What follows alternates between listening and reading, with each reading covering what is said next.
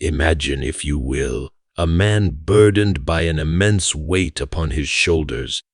He has carried it for so long that he scarcely remembers what it is like to walk freely. He adjusts, shifts, and braces himself against its crushing force, believing that to carry it alone is his duty.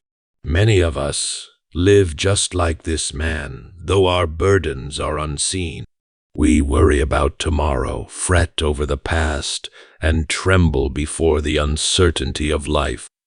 Anxiety weaves itself into our thoughts, making even the smallest matters seem insurmountable. And yet the truth is as simple as it is profound. We were never meant to carry this weight alone. There is a voice, ancient yet ever new, calling out, "Cast your cares upon me, for I care for you." Not merely as a sentimental comfort, but as a divine command, a lifeline thrown to the drowning. Why then do we hesitate? Perhaps it is pride, the stubborn belief that we must be self-sufficient. Or perhaps it is fear, the suspicion that if we let go, all will fall apart. But let us ask ourselves, has worry ever added a single hour to our lives? Has anxious toil ever secured the future? To cast our anxieties upon God is not an act of weakness, but of wisdom. It is not a retreat from responsibility, but a recognition of reality, that we are not in control, and that is good news. For the one who is in control is not indifferent. He does not watch from afar with cold detachment, but with the tender concern of a father who delights in his children.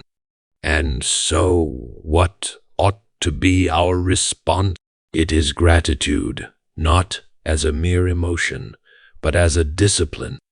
We give thanks today, not because all is well, but because we trust in the one who holds all things together. Gratitude shifts our eyes from the storms to the steady hand that calms them. Then, live not as those who stumble under the weight of worry, but as those who walk freely, knowing they are cared for. Let us wake each morning and say, "Thank God," not as a reflex, but as a declaration of faith. For He has invited us to lay down our burdens, and in doing so, we find not only relief, but strength to move forward with boldness and joy. Anxiety is a familiar companion to many, though it is seldom welcomed. It creeps in uninvited, taking hold of the mind and heart, whispering uncertainties, and painting the future in shades of fear. At its core, anxiety is the fear of what is beyond our control, the unknown, the unpredictable, the inevitable. It is the gnawing worry that what we cherish may slip through our grasp, that our efforts may prove futile, or that suffering lurks just beyond the horizon. Though it often manifests in the mind, anxiety does not remain there. It seeps into the body, tightening muscles, quickening the pulse, disturbing sleep, and even altering the way we perceive the world. A person overcome with worry will see threats where none exist and expect calamity, even in moments of peace. It is a weight carried not upon the shoulders, but upon the soul. Curiously, anxiety is rarely productive. It masquerades as preparation, convincing us that by dwelling on our fears, we can somehow guard against them.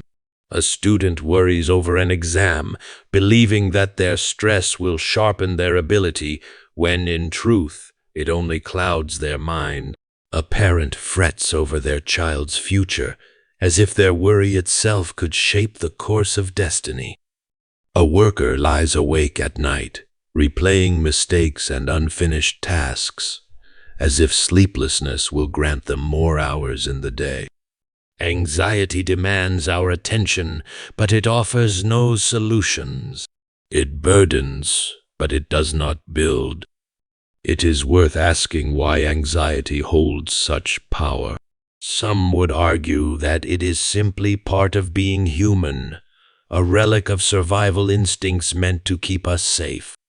Others would say it is the natural result of a world filled with uncertainties. But beyond mere biology or circumstance, there is something deeper at play. Anxiety thrives in the heart that feels it must bear life's burdens alone.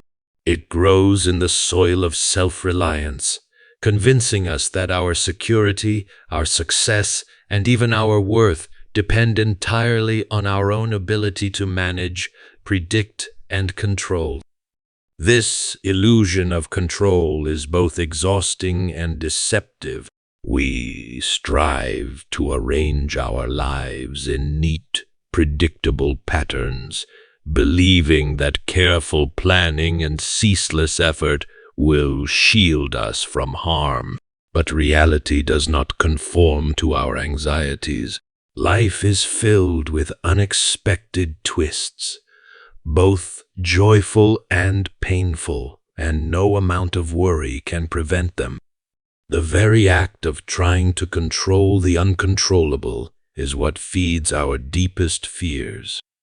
There is, however, an even heavier burden that anxiety places upon us, the inability to truly live in the present. Fear of the future keeps us from enjoying today.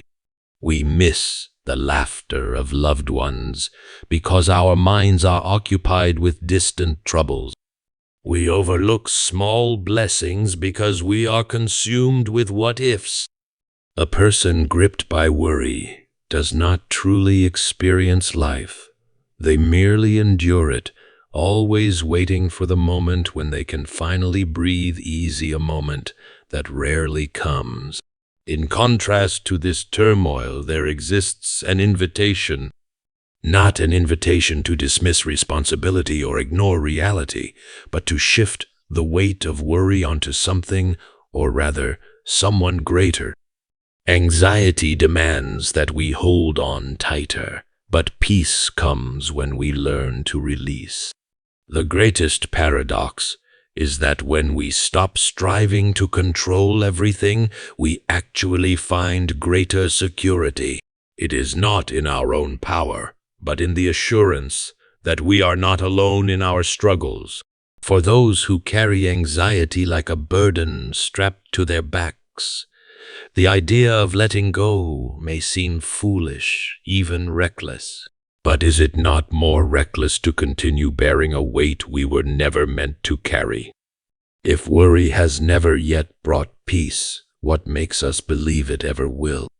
Perhaps the answer lies not in fighting harder, but in surrendering wisely. The human heart was not designed to live in constant fear. It was made for trust, for rest, for the kind of security that does not depend on circumstances. The weight of anxiety is heavy, but it is not immovable. It can be cast aside, placed in hands far more capable than our own. The question is not whether we are burdened by it, but whether we are willing to let it go. There is a quiet yet persistent call that echoes through the human experience, a call to lay down the burdens we so stubbornly cling to. It is not a suggestion or a fleeting encouragement, but an invitation, one that, if accepted, has the power to transform the anxious heart. It is the invitation to surrender, not in defeat, but in trust. Surrender, in the truest sense, is not weakness.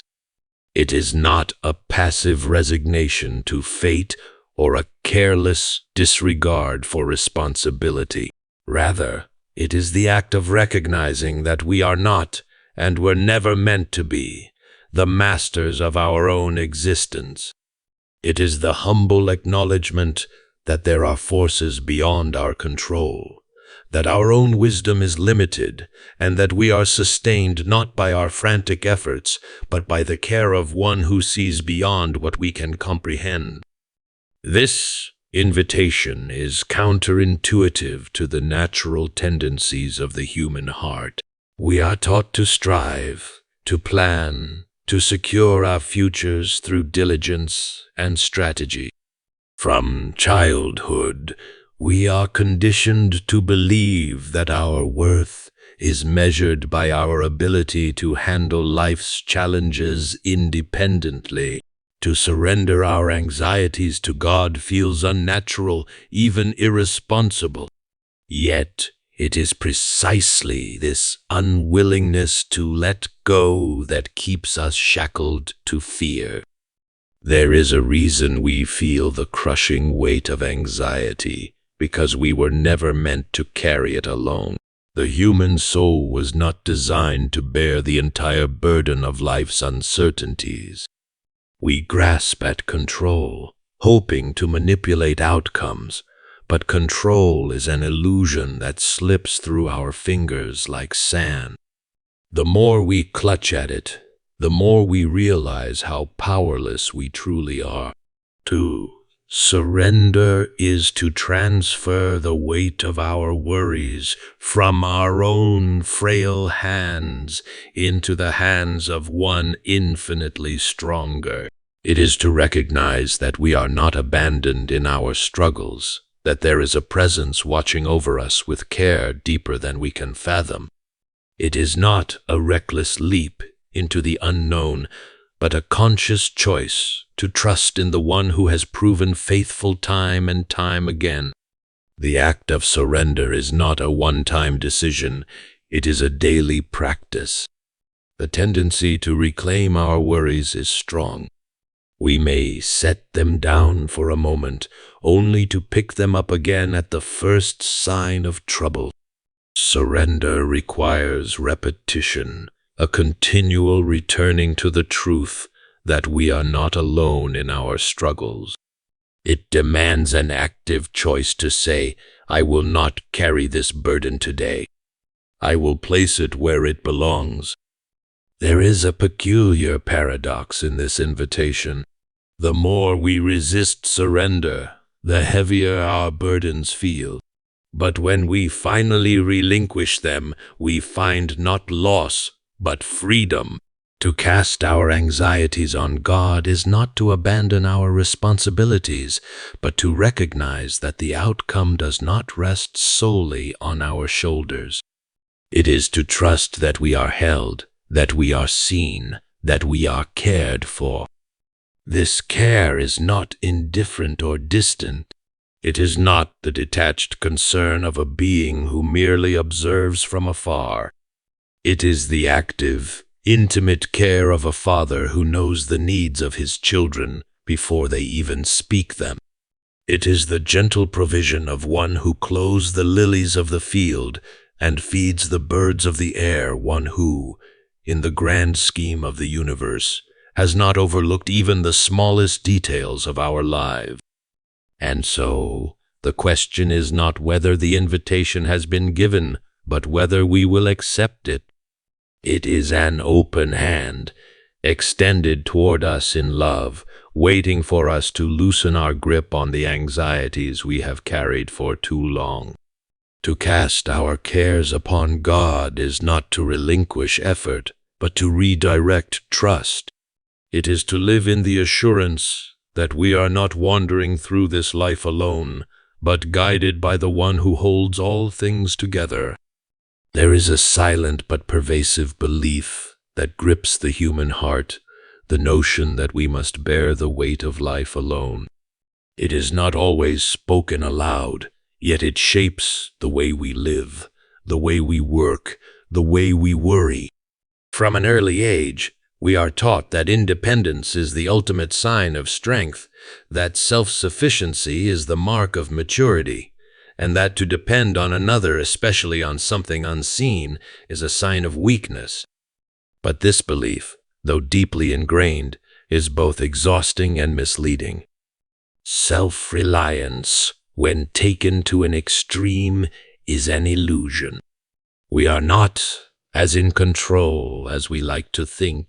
The plans we make can unravel in an instant. The security we build for ourselves can be shattered by forces beyond our grasp. We structure our days, our careers, our futures with precision, believing that if we plan well enough, we can guard against failure, suffering, and disappointment. But life does not submit to our careful calculations.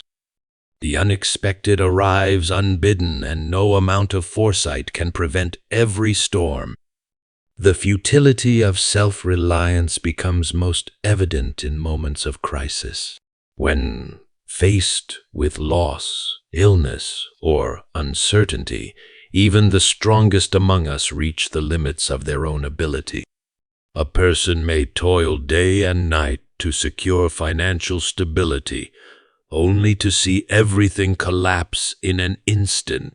A parent may strive to protect their child from harm, only to realize that they cannot shield them from every danger. A person may build their life upon their own strength, only to find that strength failing when they need it most. It is in these moments that the illusion of control is shattered, revealing a truth that has always been present. We were never meant to carry the full weight of our lives alone. Yet, despite the obvious limitations of self-reliance, we persist in believing that if we simply try harder, plan better, or think more strategically, we can overcome our worries.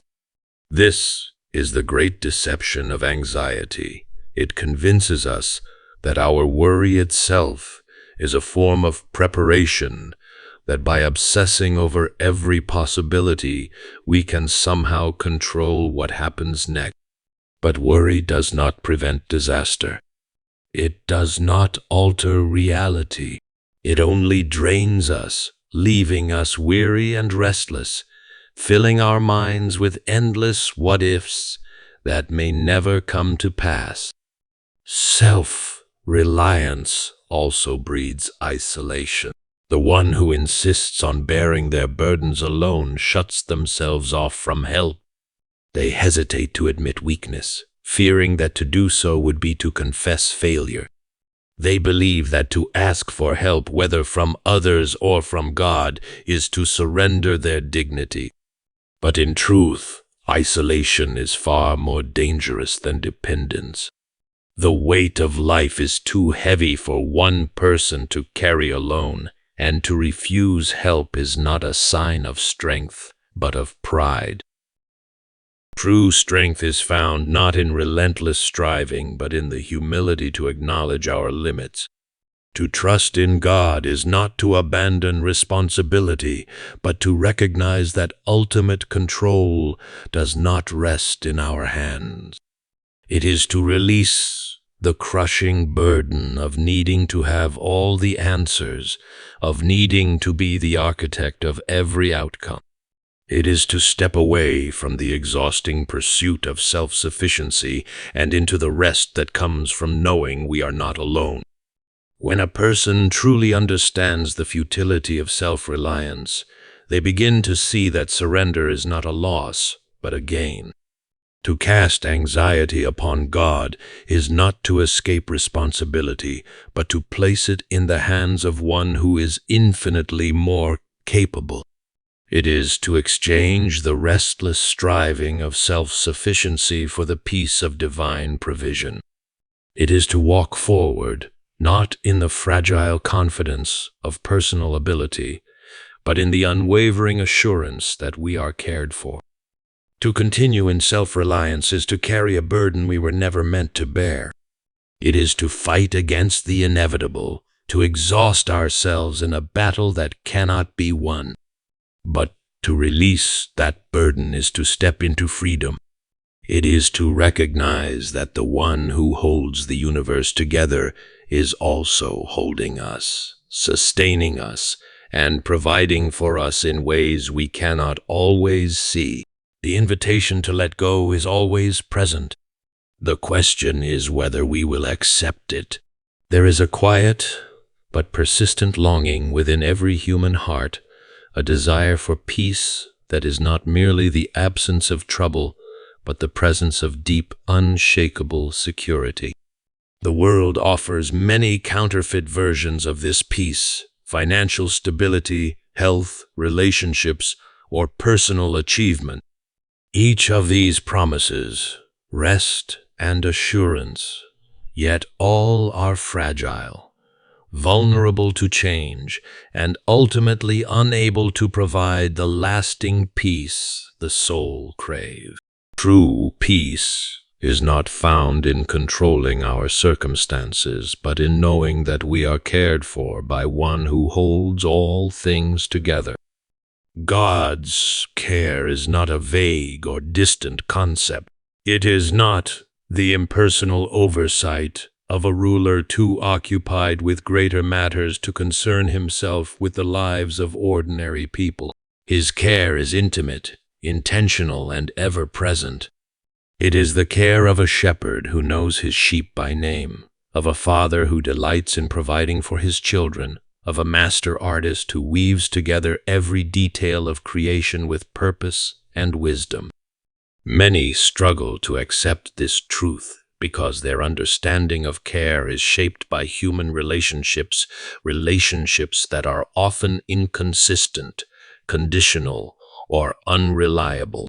They may have experienced neglect, disappointment, or betrayal from those who were supposed to care for them. This can lead to the belief that all care is temporary or that trust is always met with eventual disappointment. But human failures do not reflect the nature of divine care. Unlike human love, which is often limited and flawed, God's care is constant, perfect, and unfailing. To recognize and accept God's care is to find freedom from the exhausting pursuit of self-sufficiency. Anxiety often arises from the belief that we must hold everything together, that our security, happiness, and well-being rest solely on our own effort. But this belief is a heavy burden, one that was never meant to be carried alone. God's care means that we are not left to navigate life's uncertainties by ourselves.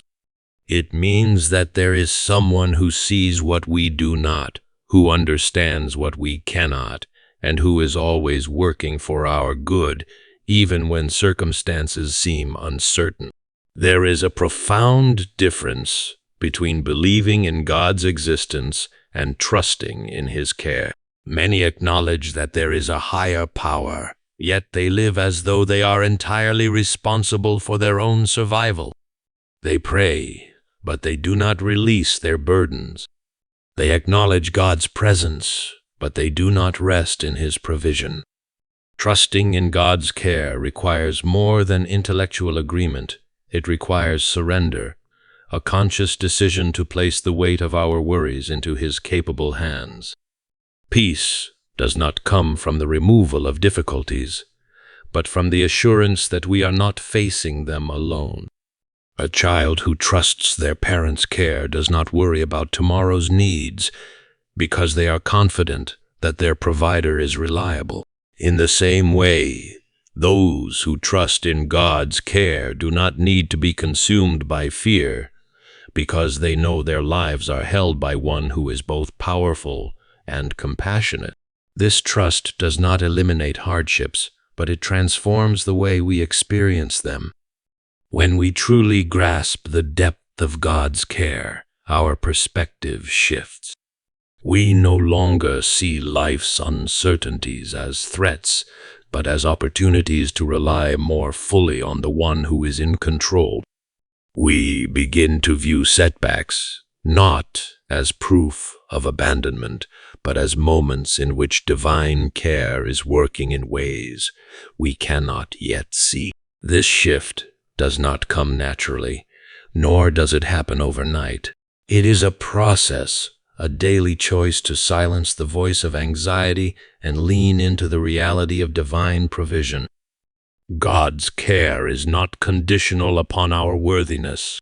It is not dependent on our ability to be good enough, faithful enough, or strong enough.